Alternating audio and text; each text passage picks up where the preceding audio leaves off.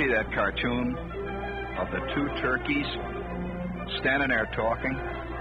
And you see another turkey being led away by a guy with an axe. And one turkey says to the other turkey, look at him.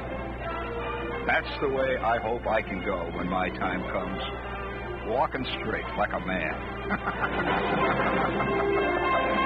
Oh, terrible.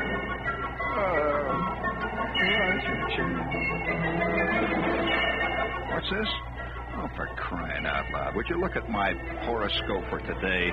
That's silly. Listen to my horoscope. Listen to my horoscope for today.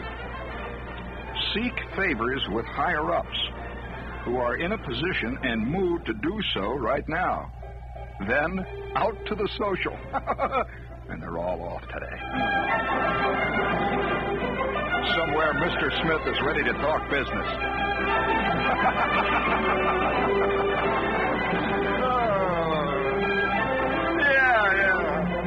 Happy Thanksgiving to you. Happy Thanksgiving to you.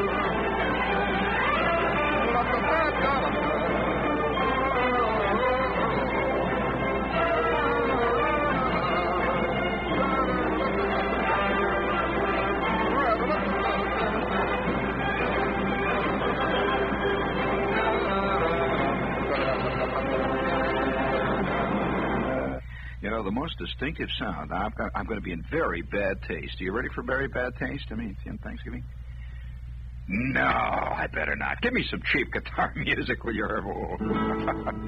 I thought of a terrible, terrible gag. I'm not going to say it. Have you ever heard a Thanksgiving poem, friends?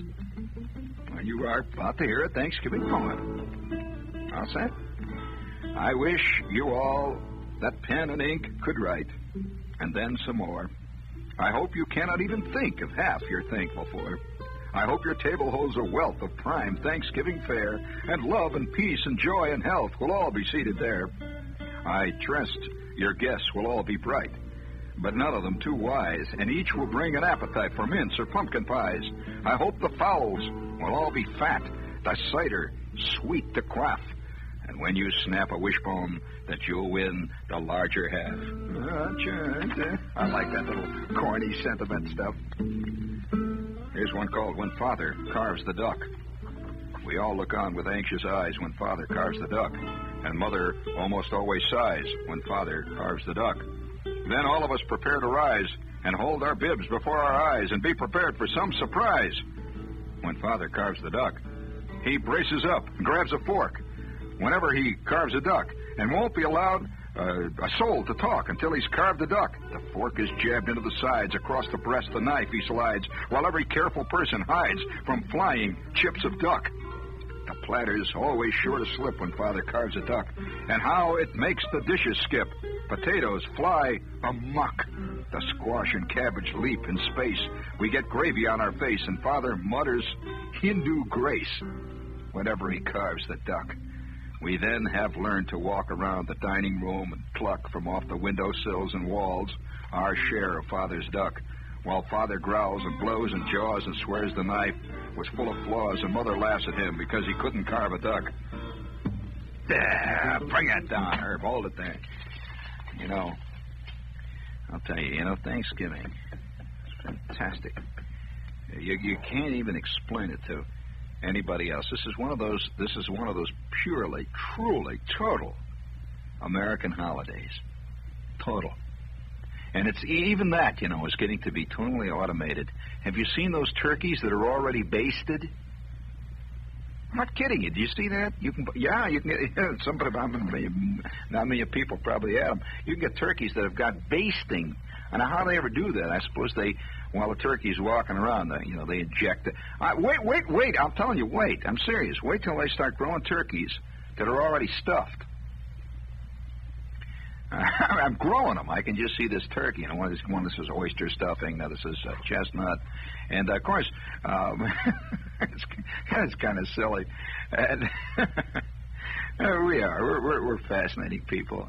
And when I was at the school, I went to for a very brief time. I went to a university where they had a big farm department, agricultural department. They had all kinds of fields of peanuts and soybeans and all that jazz going. And one of the things they were working on at that time, and now you see them, of course, in the A&P, but one of the things they were working on in the farm or the agricultural genetics section, they were working on turkeys that are nothing but, everybody wants a breast of turkey, this is a whole bit. They were working on turkeys that were nothing but gigantic breasts, with these little feet on the bottom. And, no, serious, nothing else. No other part of the turkey was wanted. And so they eventually created these turkeys, if you see them in the stores now, they look like bowling balls. They're round, and they got little feet sticking out the side. And they're totally made out of, carving white meat, breast, and all that stuff. Well, when I saw that, I said, man is messing with nature.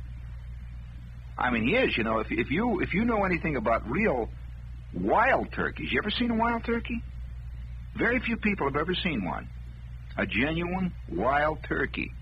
I mean, the reason that the turkey, you see, is the bird that if we celebrate Thanksgiving about is because the turkey was the bird that the Pilgrims ran across. It was an American bird, and they had never seen a bird like. This is an American bird. It's one of the few genuine American birds, and you see them now in various places in the world.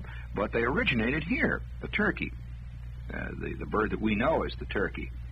And I'll never forget one time since we think of turkeys now as butterball, and we think of them as frozen. And the turkey is one of the world's dumbest birds. Are you aware of that? Absolutely. The turkey has got a brain about the size of the head of a pin, and a real dumb bird. And turkeys they flock them. One turkey does something. If you have a flock of turkeys, one turkey may panic for some reason or other, and all the turkeys then will just go totally ape and kill like 5,000 of them in 5 minutes just from running over the cliff. Or they're worse than lemmings. Well, anybody who has ever been in the great Midwest outside of the New York area knows about turkeys. And I'll tell you two turkey stories about real turkeys, the kind of turkeys that you eat. That one of the times that one of the very few times that because I'm a turkey ape, I love turkey as a food. I think it's a great food. And I'm literally a turkey nut. I go ape over turkey. However, one time I really got bugged with turkeys. That they grow a lot of turkeys in Indiana. Turkeys are particularly suited to that climate, and you'll find turkeys there. You'll find them. A large number of turkeys come from Wisconsin, for example. You'll find turkeys in Michigan. Large numbers of turkeys in Michigan. Now, turkey is not grown the way you grow chickens. Most people think of a turkey as a kind of a big chicken. Oh no, a very different breed of cat, I'll tell you. And there's a couple of kinds of turkeys, but I remember one night, I'm in a hurry. And I don't recall where I was going, but I was in a hurry. And I'm in a car. Got it? And it was a cold, dark night. It was about this time of the year. It's Indiana.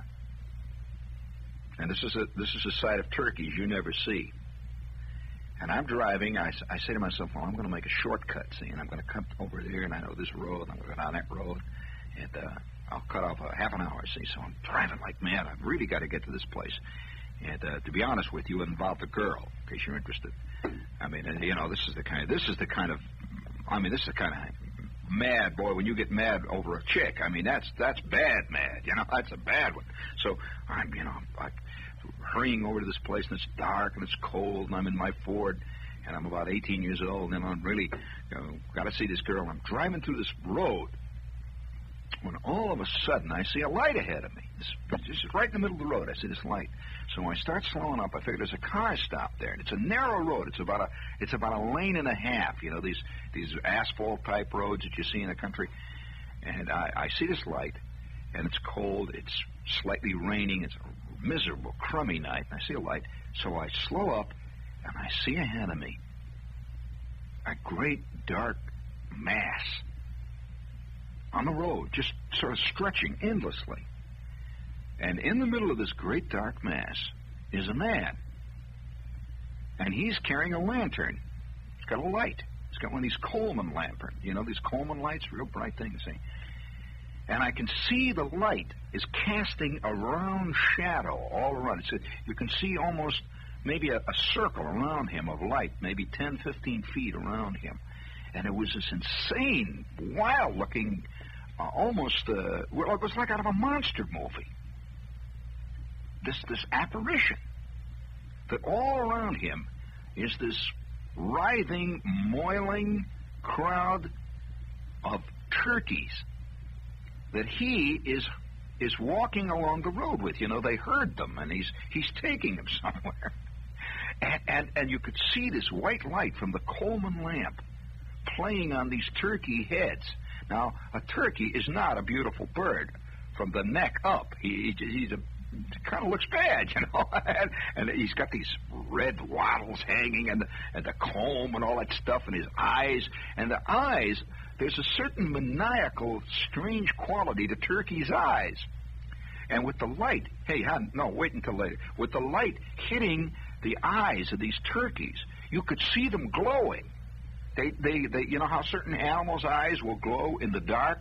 Well, I don't know whether you've ever looked at a turkey eye in the dark, friend. A turkey eye in the dark, I'll tell you, is enough to make you swear off anything. I mean, it was well, I pull up, you see, and here's these turkeys, and they're all sort of moving like a great mob of ants or something, and they all stay together, very close, tight-knit thing, see. And they're going. That is why you know how turkeys go. That's the sound of a turkey. And they're calling back and forth in the darkness. Well, I stop, see, and here's the farmer. He's just walking along with his turkeys. He must have had 7 trillion of these babies, you know. Well, I decide what I'm going to do is I'm going to back up. He says, right away, I thought, holy smokes, I'll never get through here, you know. I'm not going to go driving over the fields with the Fords, you know, busting the axles. No, I can't get around them. The turkeys spread out on the shoulders of the road, and, it was just like getting behind some herd of warthogs or something. So, you know, like, and I say, I'm going to turn around. Well, I see in my rearview mirror, I see another light. Well, I start backing up, and I hear somebody hollering. I hear this voice, hey, look out, and I look out, I open the door, and I look back at me, and behind me is the beginning, like the avant-garde, of another herd of turkeys. Some other farmer, these 2 guys apparently are driving them down in 2 great big herds, and the guy has just joined the crowd, and there I am stuck. I am stuck between 2 herds of turkeys. Well, now, one thing about the turkey, friend, if you don't know anything about turkeys, you're going to learn something about turkeys. The turkey has a mind of his own. What there is of it, it's his own. And he just doesn't. If he doesn't want to move, he doesn't move. And if he wants to do anything, you know, he'll do it. And so these turkeys are walking ahead of me, and they do very leisurely. They mess around. One would stop, and as soon as one would stop, that would give the idea to the last 428 turkeys that it's stopping time. See, then they'd all stop. And then the guy would come back, and he'd holler at them in turkey talk. And then they'd start moving. Then they'd look. Then they start moving sideways. Then they'd move the rest back and forth. They go, these turkeys. And once in a while, one of the turkeys, you see, would a big tom turkey. You know, they had these fantastic tails occasionally. Now, they only open that tail. That big tail opens up like an enormous fan. You've seen pictures of them. Well, the only time they open that tail up is when they see, let's say, a lady-type turkey showing up, see, that looks kind of good to them, see? So they open up this tail, and then they start showing off. Are you aware that tail is all part of the big act? You know, well, it's the equivalent of, a guy gets himself a suit down at Barney's, you know, with a nipped-in waist, you know, and speaking of turkeys, this is WOR, friends, and this is Radio Free Broadway here at I hope, I hope all those yams are settling down good. I'll let cranberry. Be careful, Have you ever had cranberry wine? Woo-hoo-hoo! Oh, I'm telling you, cranberry makes a wine that blows the top right off of your bean. Right off. Never had it, huh? Well, maybe I'll have to settle for Miller beer. Hit that thing. Yeah, Miller beer. Yeah, fast that'll do. You can tell I'm in a good mood tonight. Thank you so much. A lot of pity. There's something special about Miller High Life. Yeah, it's beer. That's what's special about it. A satisfying beer. Oh, yeah. With a hearty, robust flavor. That's not like those other beers, Always deep down good. Get you right where you live. Simply because Miller makes it right. They don't mess around. They don't make any fake On beer. tap, in bottles, in champagne gold cans. Yeah, you just suck that old bottle, man. Miller High Life, the champagne of bottled beer. You know why they call it High Life, don't you? Miller Brewing Company, Milwaukee.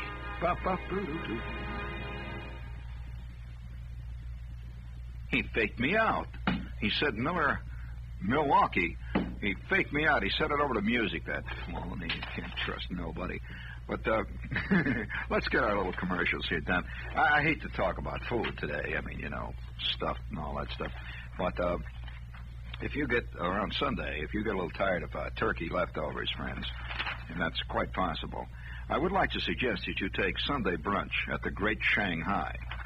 That's at Broadway at 103rd Street, a magnificent buffet, the most delicious Chinese food, Shanghai style, all you can eat for $2.50. By the way, speaking of Shanghai style, I want to salute the TV commercial. Have you seen that TV commercial? All right, I'll finish this one here first, and then we got to salute something here. Children under 4 feet tall are half price. So if you've got any 2.5-foot high kids, they can eat all they want for half price, $2.50. You could just have all the Chinese food, and it's from 11 o'clock in the morning all the way to 3 o'clock in the afternoon. It's Chinese brunch. $2.50. The Great Shanghai, and they are legendary. I'll tell you, there must be 17 generations of Columbia students have grown fat on the Great Shanghai's egg rolls. And that's Broadway at 103rd Street. And you'll get no trouble. It's the IRT comes right up next to the dishwashing machine there at the Great Shanghai. Hello, man. I'll tell you, I do the only show here that all the maintenance men at WOR dig. Have you noticed that? They keep wandering in and out. Although one of them mentioned the other day that he misses Fay Henley. But outside of that, speaking of commercials and food, I've got to salute whoever came up with that. They did it beautifully. What the heck? Now, and I know this is a bad thing to do, but I can't remember what product they were selling, which I suppose kills the whole idea of the commercial. Now, it's a commercial that you see. It's just come on the last couple of weeks, and it is a magnificent recreation of the Charlie Chan movies. Have you seen that? That's right. Exactly. It's the Volkswagen people. What a fantastic commercial they've got. I mean, it's really beautifully done. And there's a scene with Charlie Chan, and not only are they carrying the whole thing. It's not camp. They don't hulk it up, like the fake Lone Ranger and the fake Sergeant Preston. By the way, that's a funny commercial too. You mean to tell me you don't take pictures of your children in the winter? Put the cuffs on them. That was beautifully done. You and your little people. Have you seen that one? But I will say, watch for the VW commercial. When they take that, he's solving a crime. Now, if you have ever seen the Charlie Chan movies, you know that Charlie Chan always, in the end of all of his pictures, it was almost a ritual. And by the way, I'm a great Charlie Chan movie fan. I love those. No, I really do. I dig those, and I like the Mr. Moto pictures. But more than ever, I like Charlie Chan because there was such style about them. And in the end of every picture, he would say this: "Oh, number one, son, please lock door. In this room, we have the mother up.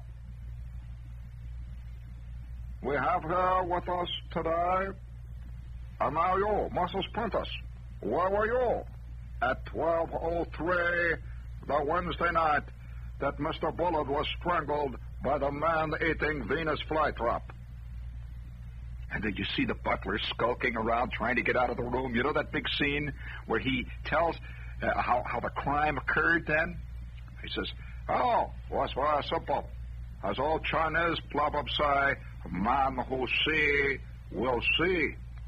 And I see now, man has dropped 45 caliber revolver into the fern plant. The fern plant, instead of being fern plant, was cleverly replaced by Mr. Prentice to become Venus flytrap. Venus flytrap, glass 45 revolver, and plug Mr. Bullard through the heart." And you see this guy saying, "Oh, no, you can't prove it." "Oh, so we cannot prove it. We have sworn testimony of Venus flytrap, who has confessed to crime." Bump, ba-dum, bump. You know? Oh, what a beautiful commercial. And the scene, watch for it. I won't even tell you, because in 1:59 seconds, they do a whole Charlie Chan movie, really. And not only that, they carried it all the way through. Instead of making it in color, they make it in that washed-out black and white. The kind of film that the Monogram Pictures people bought from the Walgreen drugstore, wherever it is they got their film. And it was beautifully done, really. And they even went to the extent of, you know, how Charlie Chan was always surrounded by the disgruntled sergeant from the police force who didn't solve the mystery? And that always was looking confused when Charlie Chan, Inspector, you have failed to observe. Man who does not leave footprint is not man at all. And he says, "Geez, I never thought of that, Chief." Oh, man. But, yeah, you know, this is you know, all part of our life, so we might as well talk about our life. You know, you want to hear what happened? Oh, you want to hear the rest of the story, huh? About the turkeys? Oh, speaking of turkeys, before we do that, don't forget, friends, Christmas Fund. Start anteing up now. Christmas is not far away. Send your dimes and nickels and quarters or $4,000 bills to Box 710, WOR Children's Christmas Fund, Times Square Station, New York, New York. And that's right that we should be on a place called Times Square. Dum-da-dum-dum. I'm sorry, it's just one of those silly nights. Did you hear what I said on the Skitch Henderson show the other day? It was one of the worst puns I ever...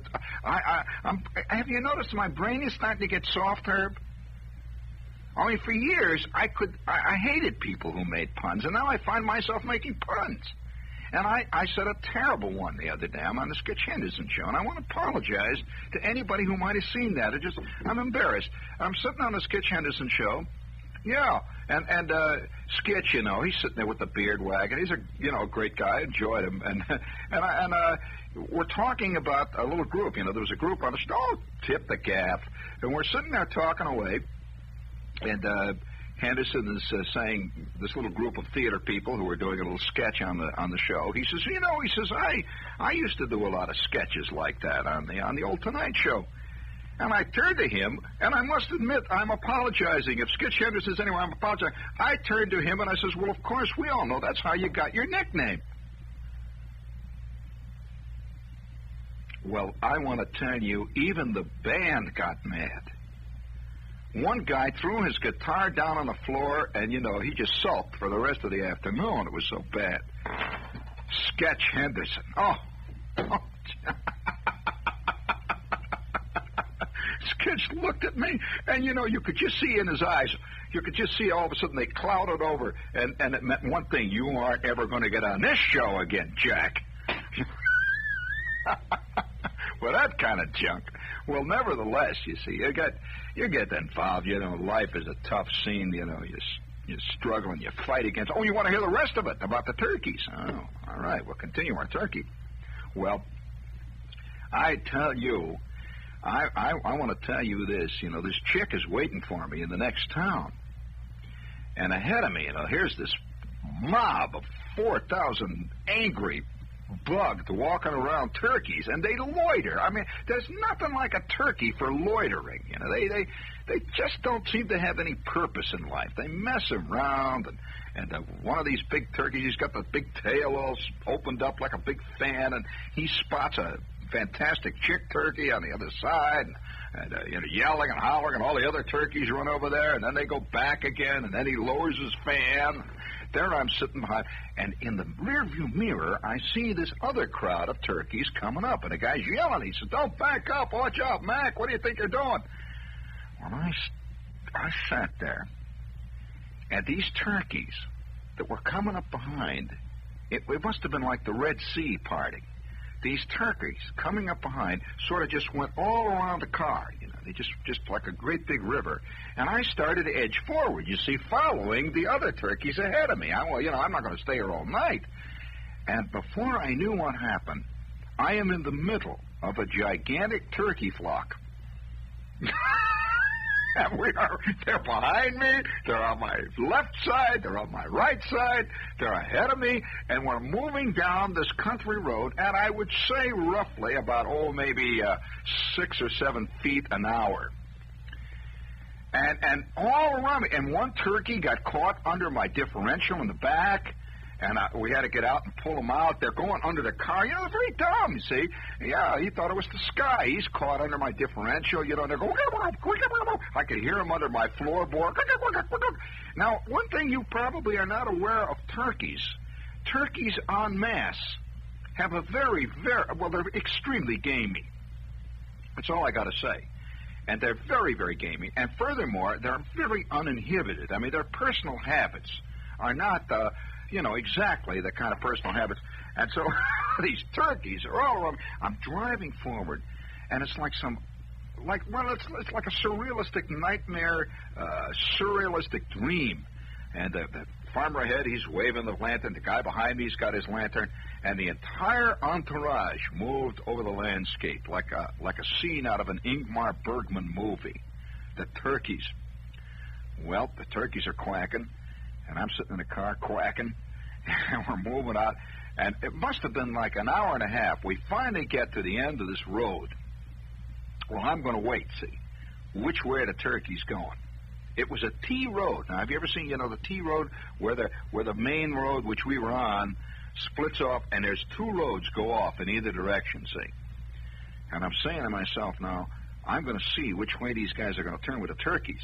And when they go that way, I'm going to go the other way.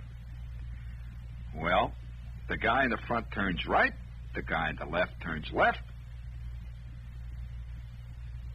There I am stuck. 2 flocks of turkeys. One crowd is going east, the other crowd is going west. I got my choice. It's either that or drive over a pumpkin field, which was straight ahead. Well, I drove up behind this turkey guy. I was so bugged. I'm all dressed up. It's been like an hour and a half behind these crummy turkeys. I got so bugged, I did something which even to this day, I'm sorry for doing it. I came right up behind them, and all these turkeys are walking along, the funny look on their face, and their bills are going, and their eyeballs are spinning. They're going, I drove right up behind them, and I put my hand on the horn, and I went, wah! Well, I'll tell you, friends, have you ever hollered fire in the middle of the Saturday night feature down at the Bijou with everybody sitting there? These turkeys blew their cork.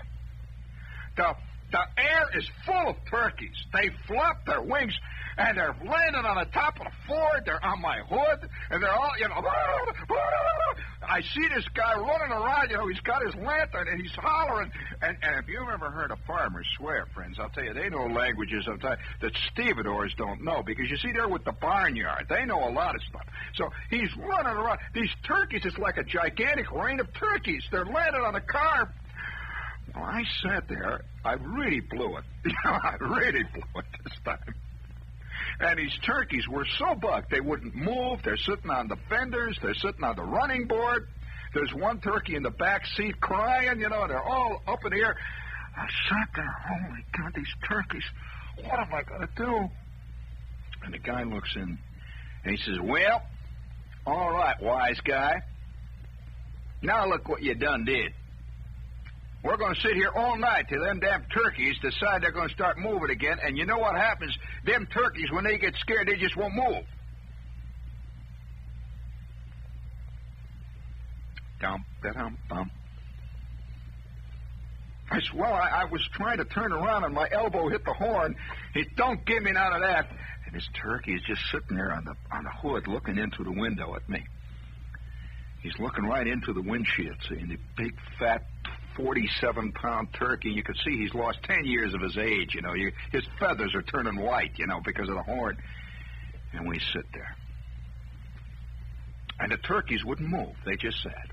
I don't think I ever told this story. It's a true story. The turkeys they just didn't move. The turkeys were so bugged that they sat, and once in a while one would look up, go, go, go, go, go, go. He's scared. Go, go, go, go, go. If you think Chicken Little was afraid of the sky falling, friends, you don't know what a turkey's like. I'll tell you, a turkey is not only afraid the sky is falling, he is totally convinced it's just hit him all the time. They're scared, When we sat there for about 15 minutes, and this farmer's walking around chewing mail pouch and spitting and bugged. He's got his lantern going, and finally, one by one, the turkeys start walking off the hood, and they're looking around, it's looking a little scared. They start getting down the road, and they start falling into company formation. Once again, see. Well, I don't have to tell you. We walked down that road. Me, my Ford, the scared turkeys, the farmer spitting into the ditch. We went maybe 200 or 300 yards. He comes to the farmhouse, and the turkeys all turn off left. Off they go. And I put the car in first very, very carefully, to get out of there. And I moved on down the road.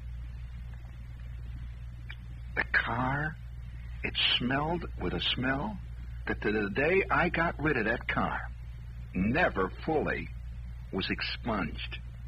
It's a very ripe port I sold. It's got, I don't know how to say this delicately, but turkeys, when they're afraid, friends, fear acts on a turkey the way that marvelous product that tastes just like Swiss chocolate acts on a 9-year-old kid after he's eaten 2 packages of it, Well,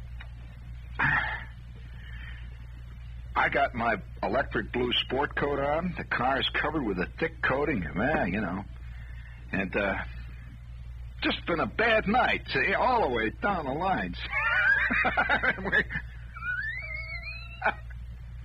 Well, I finally got to the next town. I'll never forget this girl's name. Her name was Patty, and she worked in a drugstore. And Patty was off her job about 7 o'clock. I'm showing up about 10, see. And I drive up in front of the drugstore. One of these drugstores that stay up until midnight. See, her shift has been over, and she's sitting up there at the counter, waiting. And I walk in. I said, Patty, you won't believe this. And she looked at me with those 2 cold blue eyes. She says, that's probably true. I said, but, Patty,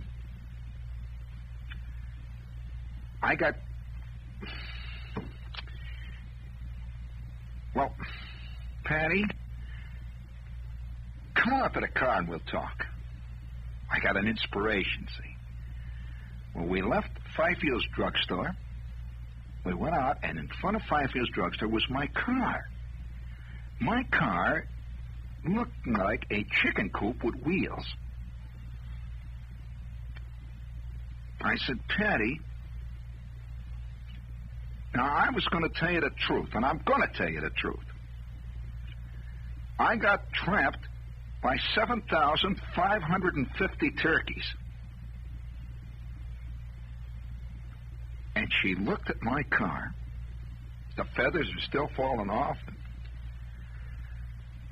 3 turkeys have sat on my shoulder, during the melee. She looked at me. She said, you are a slob.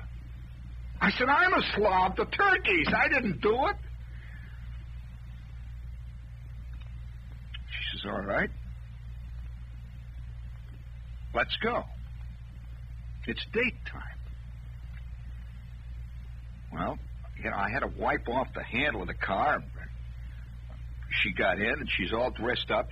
She had her dress on under her uniform. She sits in the front seat of the car there. And, I'll tell you, it was just a very bad scene. The turkey in the back seat, he'd gotten excited too. And what was so fantastic? Do you know that the next day I found 3 turkey eggs on the back seat of the car? I didn't know they laid eggs, Somehow I had an idea turkeys came from the A&P, There were big eggs back there. Well, we start to go along the street. And it was just terrible. We start to go along the street, and I'm supposed to be taking her to dinner. And we pulled up in front of this place where they had the dinner, and I got out, and it was just terrible. Everything's going down here. We walk in, and what do you think they had as the special that night? I don't even have to tell you. That night's special was turkey with stuffing. One of my friends, probably. That had ridden along with me, I picked up a hitchhiker. Well, Patty and I sat there. The car is smelling up the block. I'm sitting, and I had to, immediately in the restaurant, I went into the gentleman's room, and I'm wiping it off, and there's an attendant in there. See, there's an attendant sitting. How the attendant of the John always, he's sitting there, and he's got combs and Lucky Tiger and stuff like that, see? And I've got this stuff all over my shoulder, and he comes up, and he says, how are you, sir? I said, fine. He says, can I help you, sir? And he takes out this spot remover. He says, what is that? They ask you when they're taking a spot, what is it, see? And I said, well, he says, well, what is it? It looks like, he said, it can't be what it looks like. I said, it is. He says, chickens? I said, worse than that. He said, what do you mean, geese? I said, no, worse than that. He said, well, what is it? Guess. What is it? I said, turkey. He says, turkey? That never come out. Did you know, friends, it never comes out? That's right. Right now, today, I've got a turkey spotted sport coat in my closet. And if turkeys ever really come back as a decorative item, I'm ready, And so would you give me a little romance? Give me, that's it. There you go, see. Ever since that time, friends. Yeah.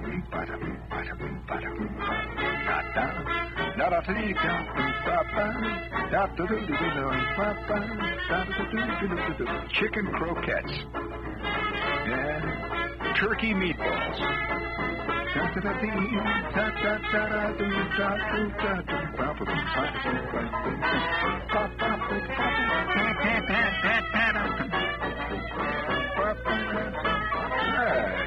enough of that. Ever since that time, turkeys have not seemed to. You can get too intimate. You know what they say? Familiarity breeds contempt. And it certainly does. I don't think I'm respected by a turkey anywhere in the Midwestern states these days. But, speaking of turkeys, you want to hear another turkey story? That's a true story, that fantastic scene. I don't think I ever told that. You can see why. Some things you just don't talk about, even if they're funny. In fact, the funniest things you never mention. But one time, I will tell you, I'm not a hunter. I've never gone hunting for stuff. Ever since I was a kid, I've had trouble with friends of mine who love to go hunting. I try to pretend like I'm enthused, when some guy brings in this little bird that he shot, with $7,000 worth of shotgun, he got a little bird. Well, one time, yeah, think about it for a minute, I mean, you got 7 stories of Abercrombie and Fitch, all aimed at this one poor little bird sitting on the telephone wires, But nevertheless, one of the wildest moments I ever had with turkeys, friends. And I got euchred into it. You always get these invitations around Thanksgiving saying, I'm free, 21, walking around. And I was working with a guy one time. This was right after I got out of college, and I'm working in this radio station and television station in Cincinnati. And one of the executives walked in, and he says, listen, you really want to do something great on Thanksgiving? And I said, yeah, I'd already prepared, my mind already was set for Thanksgiving dinner at the H&H, And he says, well, look, how about taking up an invitation? I'm going to give you an invitation. He said, you really want to do something great? I said, yeah. He said, okay. He says, tonight, after work, because you're off tomorrow with Thanksgiving, he says, tonight, after work, me and Fred, he said, we're going to meet you. He said, I'm going to bring my wife. And he says, we're going to go someplace. He says, you're going to have a Thanksgiving you never believe. So I said, okay. Now, remember, this is Cincinnati. So the next night, in the car, and we drive out to the airfield. We get out there, and here's this private airplane. And 6 of us get into this plane. They got a pilot, and they fly. We fly straight south. And I keep saying to Fred, I said, Fred, where are we going? He said, you wait. Fantastic. We fly south.